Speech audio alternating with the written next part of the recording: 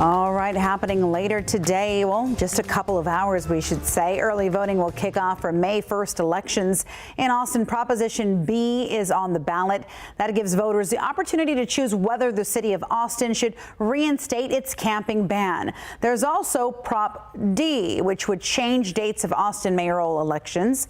If it passes, the mayor elected in 2022 would serve a 2-year term and be up for re-election in the 2024 presidential election year. Now, the mayor elected in 2024 would then begin serving a full 4-year term.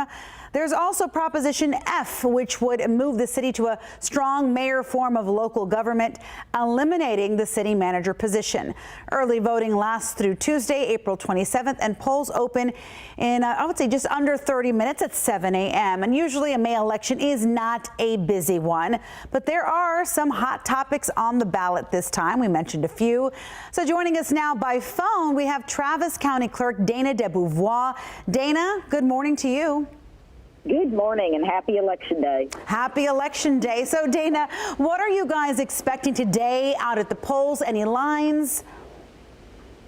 No, I think it's going to be a calm, quiet day to start for this May municipal election. We've got cities and schools are going to be participating, and I do think we're going to see a nice, healthy turnout.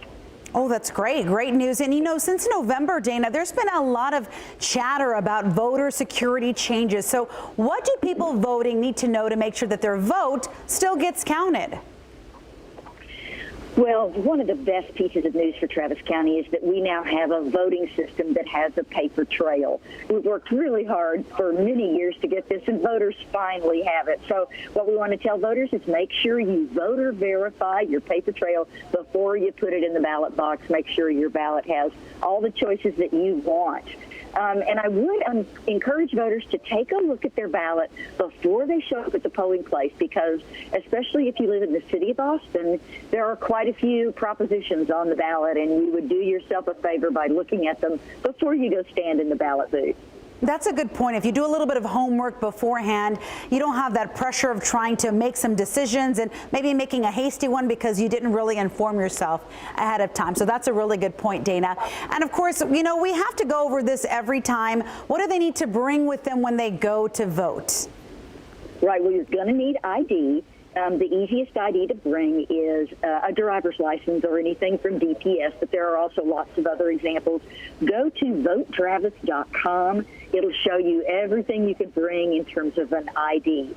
We also want to remind people that you can vote by mail if you're over 65 years old or have a disability, but tomorrow is the deadline for asking for a ballot by mail, so be sure and get the request in if you'd like to take advantage of that. We also think that this is going to be a pretty good turnout for this election.